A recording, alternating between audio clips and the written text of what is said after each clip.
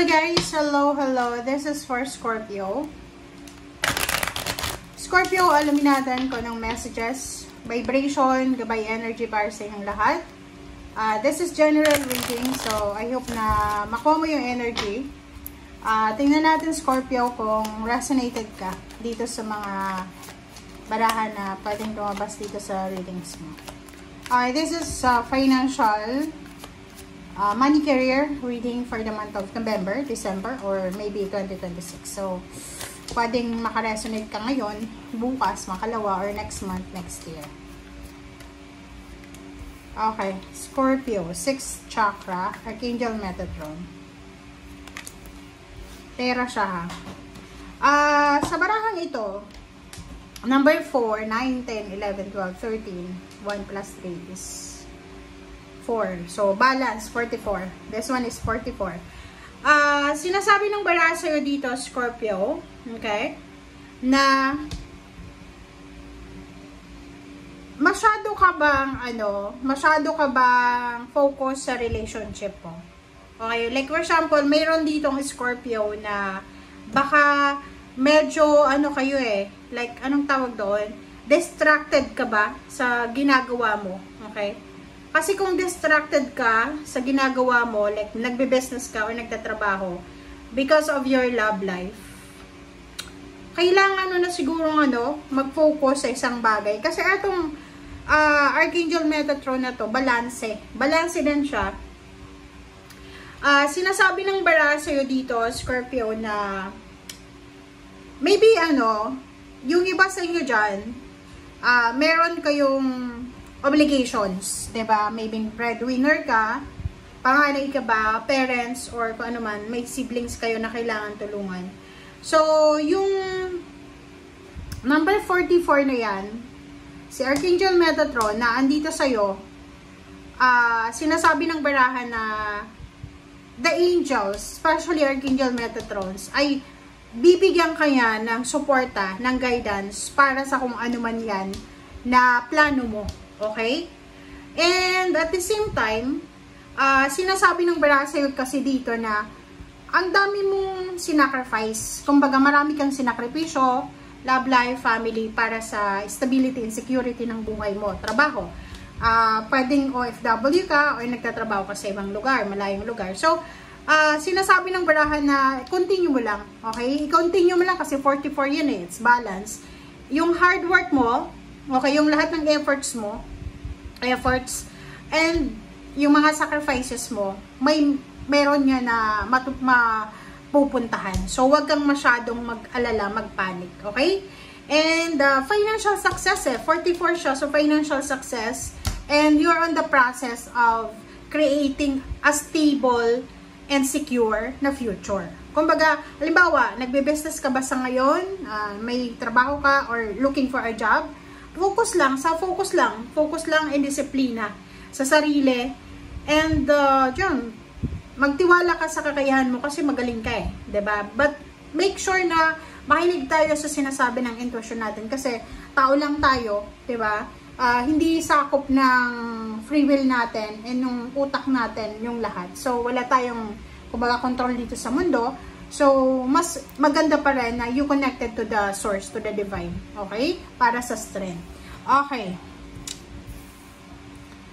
Okay, this is for Scorpio.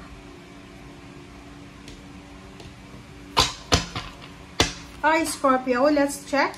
Ano ba ang additional messages para sa'yo?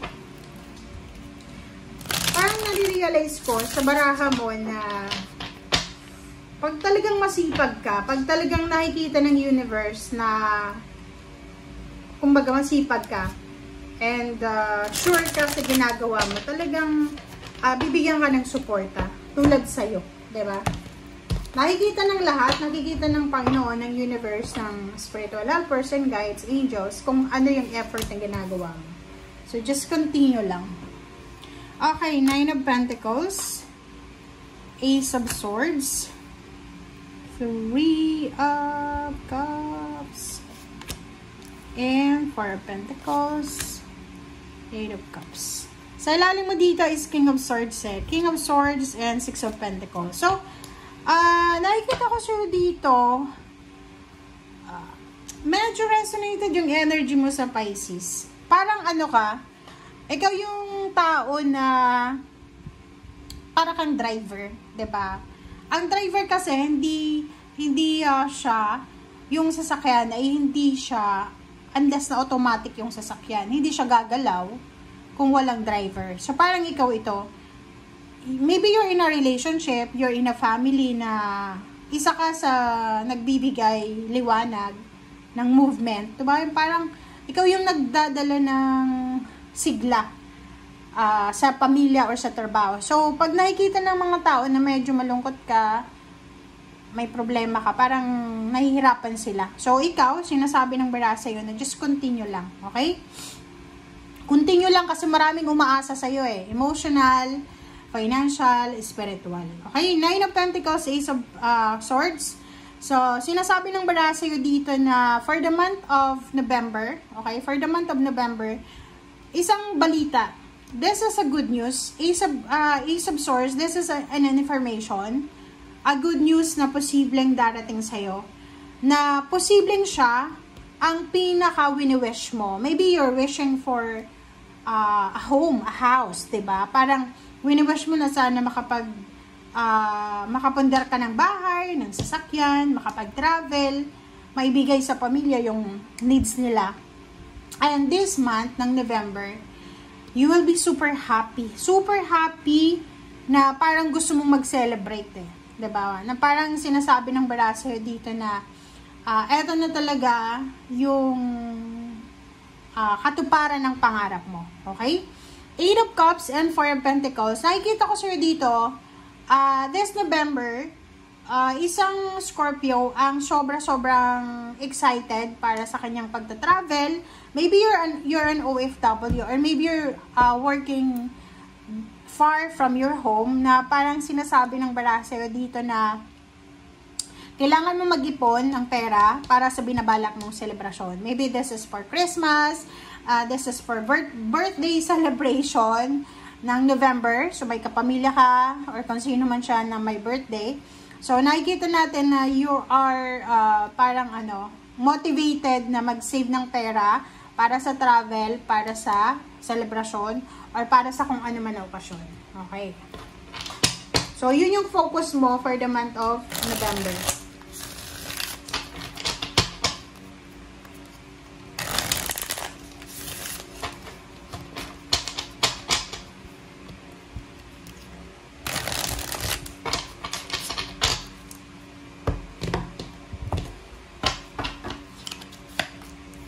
Okay, next card natin is Seven of Wands, Five of Wands, and Knight of Pentacles. So, kung makikita mo dito, meron dito na Scorpio na siguro medyo napapagod ka rin sa trabaho, napapagod ka rin sa pagiging breadwinner, napapagod ka rin sa ginagawa mo. Pero kung iisipin mo dito na this November, kung may mga times na pagod ka, nalulungkot ka, nahuhumsik ka, lalo kung nasa iba kang bansa or ibang lugar, sinasabi ng bara sa'yo dito na kailangan mong isipin yung purpose mo kung bakit yan naandyan. Okay? Kailangan mong balikan. Kasi minsan, di ba, lalo yung mga OFW, napakahirap guys. Especially kung may anak ka, may asawa, tapos may mga magulang ka pang medyo physically ill, diba? So, medyo mag-aalala ka. So, dito sa baraha mo, if in case lang, minsan kasi ganun nakakaramdam, tao ka lang, nakakaramdam ka ng lungkot, ng paghihirap, ng pagod, sinasabi ng bara sa'yo, labanan mo yan. Okay? Isipin mo na, ba't ako nandito? Nandito ako kasi kailangan ko magtiis para sa mga sacrifices ko. Okay? And, sinasabi ng baraha sa'yo na in the near future, diba? Sa future, guys, kung ano yung ginagawa nyo sa ngayon, nag-iipon ka ba ng pera, nagtatrabaho, lahat yan ay mayroon na kapalit. Kumbaga, yung result niyan ay sobrang positibo na pwedeng magdadala yan sa'yo ng celebration, yung parang satisfaction, yun, accomplishment. Kumbaga, hindi lahat ng mga sacrifices ng tao ay nasasayang. Okay? Hindi masasayang yung sacrifices mo. Okay? So, thank you guys for watching and see you again. Bye!